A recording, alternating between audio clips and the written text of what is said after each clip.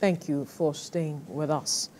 One of Nigeria's greatest challenges is insecurity. While many experts and stakeholders have preferred solution regarding it, the Director General of the World Trade Organization, Ngozi Okonjo-Iweala, has urged politicians in Nigeria to stop weaponizing insecurity against their opposition in office. While giving a lecture at the 2024 Annual General Conference of the Nigeria Bar Association, she noted that there are politicians who instigate insecurity without caring about the effects on residents. She further said, for Nigeria to grow, there has to be unity among the government and the citizens. Security has been weaponized in our country for political purposes by political actors, leading partly to the difficult situation we have now. We have politicians who believe that the best way to make their opponents look bad is to instigate insecurity, making it look like they can't govern, regardless of whether this leads to loss of life and property of innocent Nigerians. That's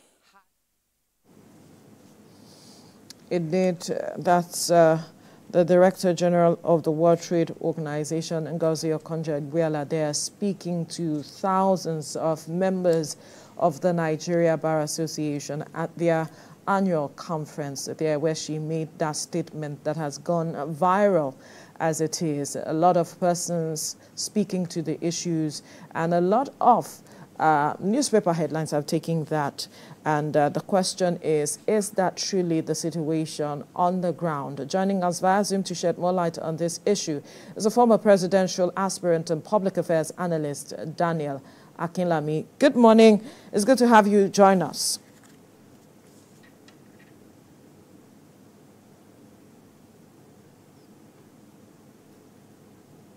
Daniel, can you hear me?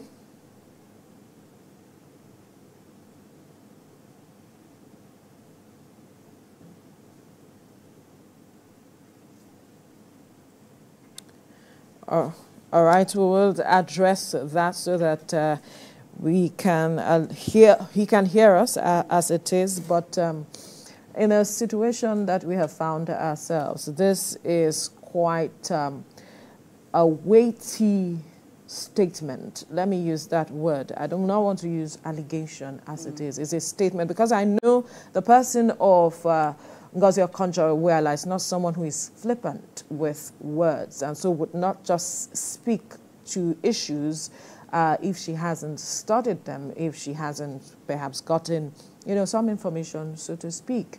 Although we do not know where she got her information and details from, but it's a matter that concerns us and should concern Nigerians if that truly is the situation of things. Well, at the MBA event, actually, the Vice President was also present.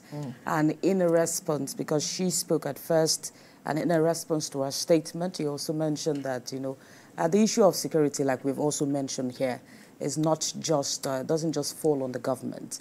We also have to ensure that, we also work with the government in ensuring that things work well in the country. And so most times, or in most cases, we cannot always push all things at the footstep of the government. Constitution has already designated the duty of government, securing of lives and property as it is. And that is what whoever is taking up that responsibility promised and swore to uphold. So they have a major responsibility and a major role. Yes, we all have a role to play. If you do not make yourself available to be used as a tool, that's where we have a responsibility. But who is calling you to come take up that role as it is? Now, as a government, you have sworn to an oath to say, you know what, I will defend the people, be it Nigeria as a country or as a state, that you have taken up that, because they voted you into power. You sold yourself to them saying that I will do this for you. And now it is time for you to, deliver on your responsibility. So as much as I agree that we all have a role to play, the government has the major chunk of the job. Yes. This also alludes, well, not to be on the side of those who are taking advantage of this incident to create chaos. If you look at some states recently where there was a level of, disorganization there, you will notice that immediately some state actors, non-state actors rather, took advantage of that. That was during the protest? No, not during the protest. I do not want to mention the state in particular. Okay. Well, you have said that, the federal government has a larger part government, not just well, the federal, states, at all levels. Local, at all levels have their role to play in ensuring this. But let's also say that security may not work. Security of lives and property may not work if you do not work with the people. If the people themselves are not willing to ensure that, so why would the people want to put themselves in harm's way? I'm just taking it from that angle. I'm also taking it from a different angle. I'm just saying that those who have, also made it seem like it's their marking scores, their counting scores, those who take advantage. She mentioned the opposition. We know the opposition that we have, maybe not prominent in this country, but that is a weighty allegation, like you have said, and I really do not want to, allude to that. But of course, she is the DG of the World Trade Organization. Let's not delve into some things that we do not want to delve into. But anyway, we have our guest back on now, Daniel Akinlami, a former presidential candidate, political analyst, to speak with us on what he thinks of the statement made by the DG of the World Trade Organization, Ngozi Okonjo-Iweala. Good morning again. Thank you for joining us. Good morning. Right. Good morning. Thank you for having me.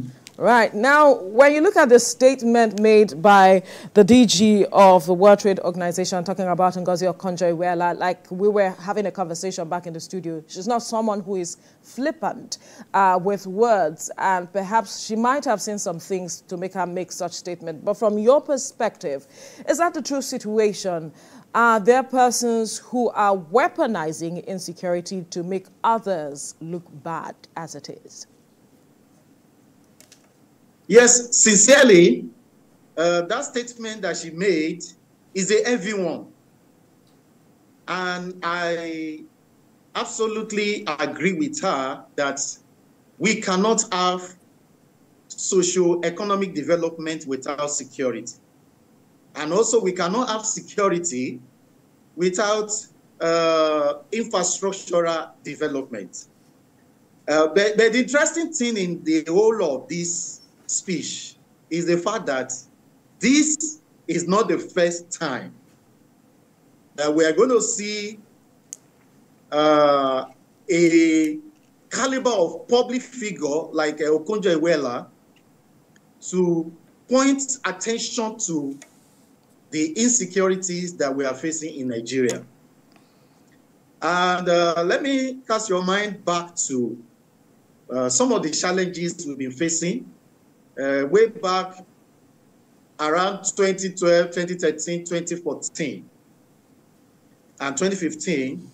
The bulk of this insecurity was domiciled in the northeastern part of Nigeria. That's where you are talking about Borno State, Yobe, Adamawa, and the operation of Boko Haram then.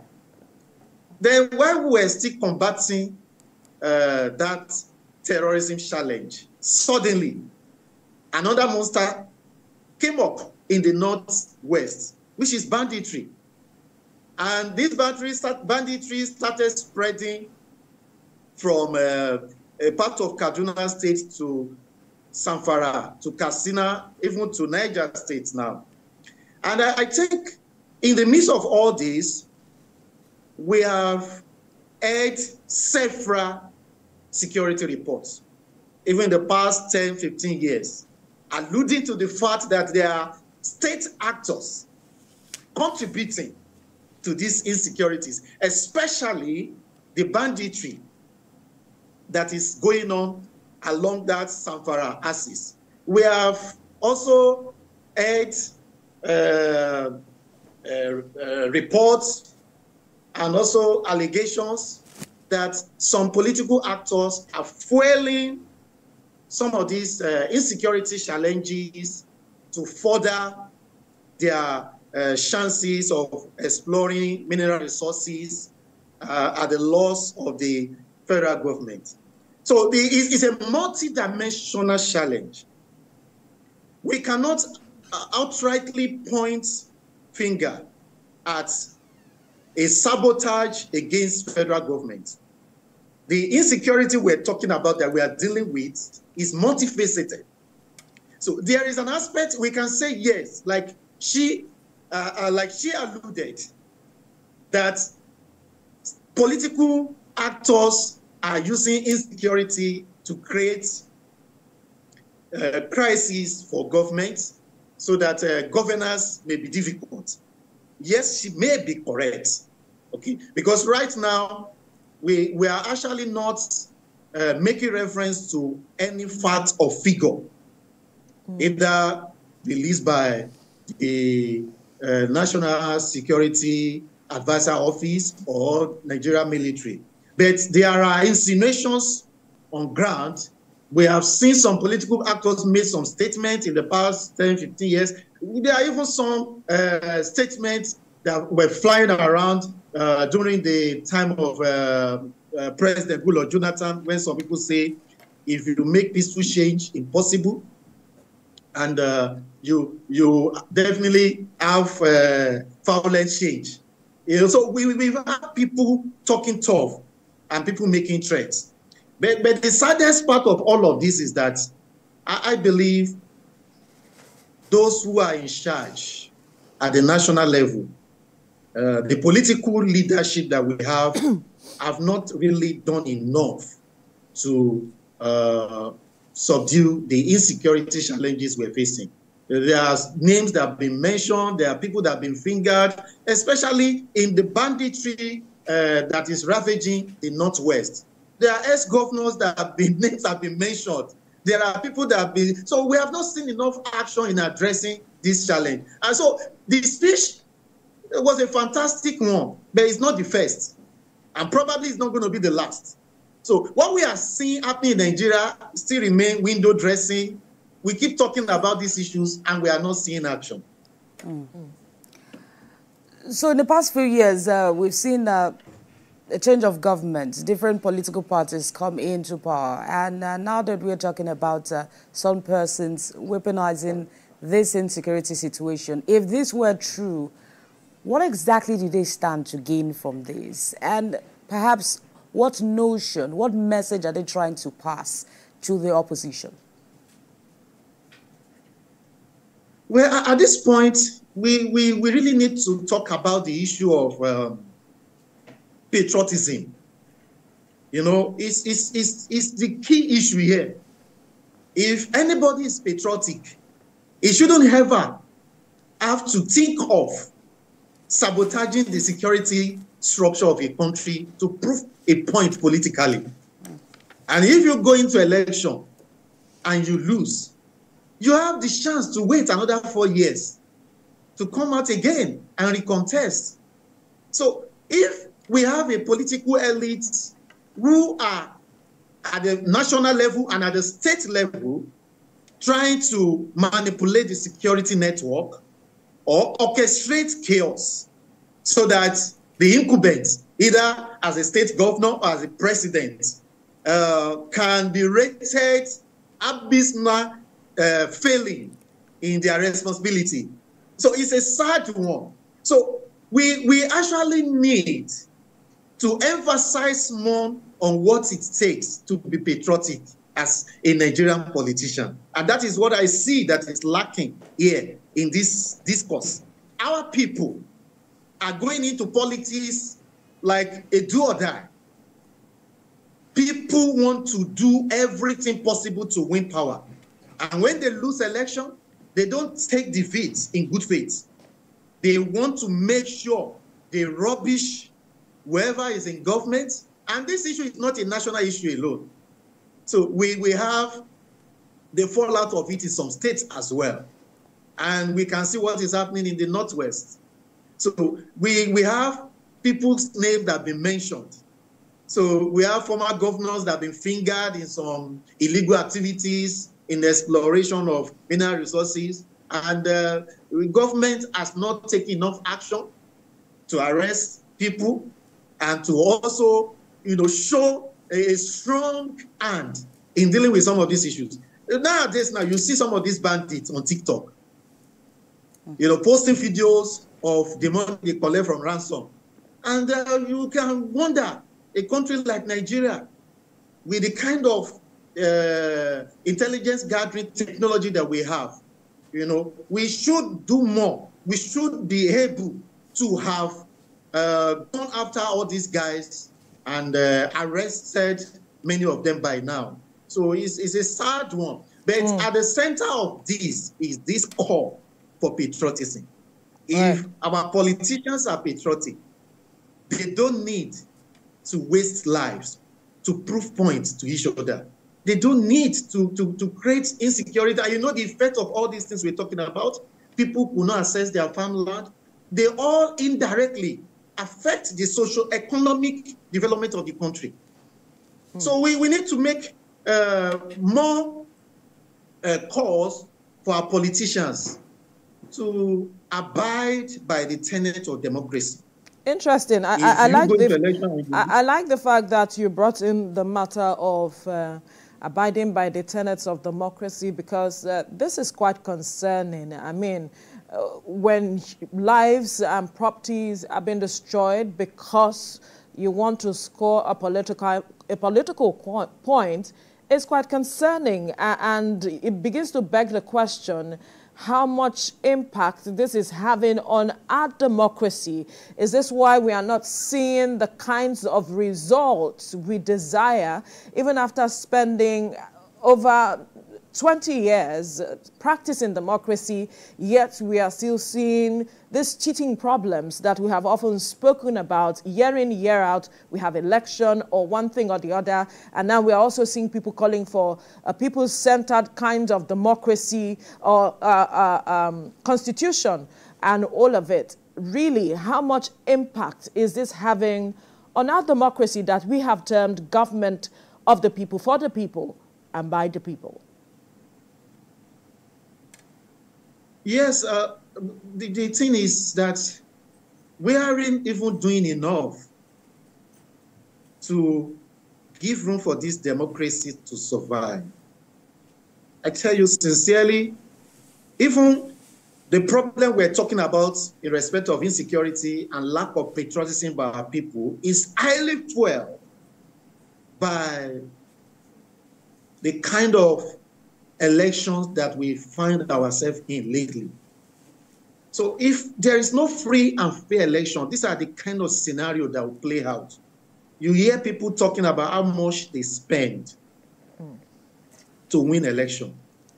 You hear people talking about how much they try to bribe electoral officers, how they pay their way to get party tickets at the primaries. These are the problem. These are the foundational problem that is given this democracy problem. Let's look at election first. Election alone. If there is free and fair election, when the losers truly know that they lose in an election, and when the results being called reveal transparency and fairness, you won't really see people going to this extent to cause trouble after they've lost. People will concede. Probably they will plan to contest in another 4 years, or they will go and do something else in contributing to nation building.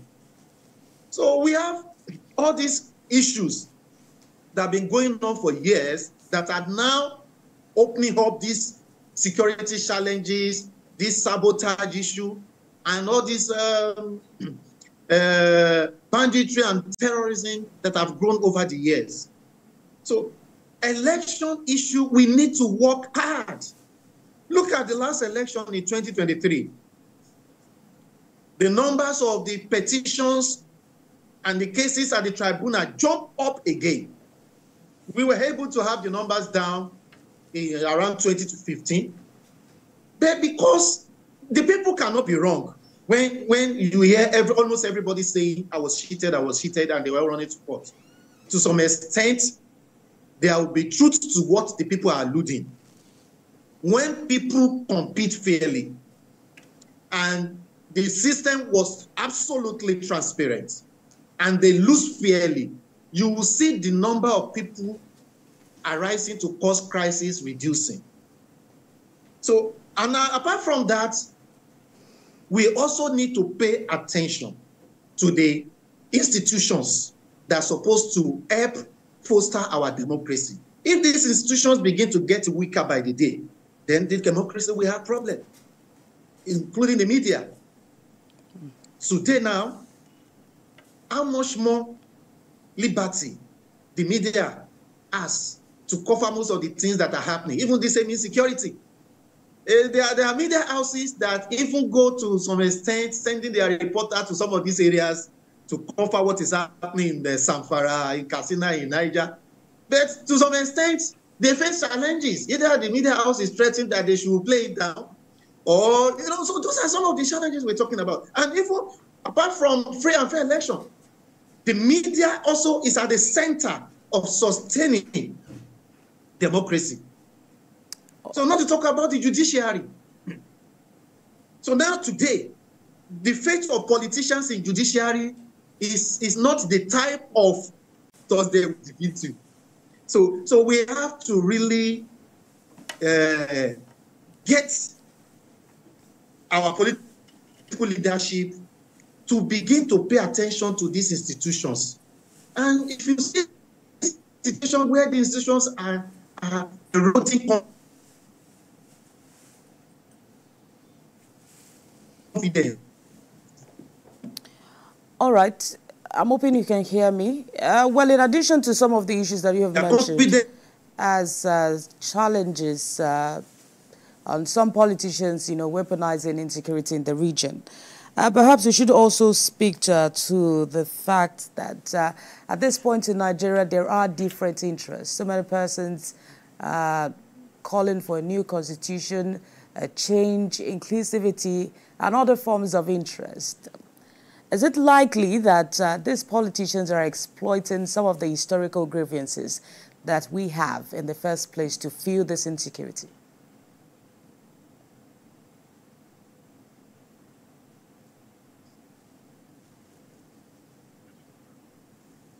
All right, I believe that Daniel Akinlami cannot get that question, but as soon as we have them, that's a critical matter to ask. Everybody has interests as it is, and how the government is able to manage and handle these interests has also been brought to the fore. The leadership that we have. Right.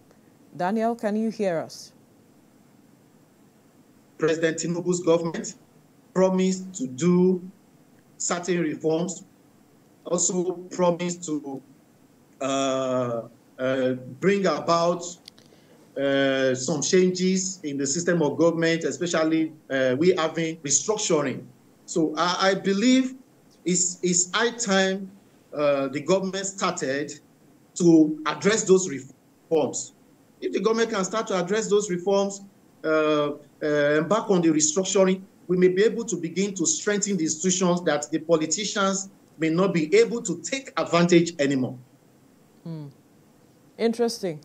I believe that you similarly answered the question that my colleague asked about interests also coming to play, where some persons are talking about a new constitution, people-centric constitution and all of it, and that maybe age-long grievances and interest is what is pushing and fueling some of these matters that we are seeing on the table. But let's get back to the matter of patriotism that you spoke about earlier. When we are talking about patriotism, a lot of persons will tell you that's relative.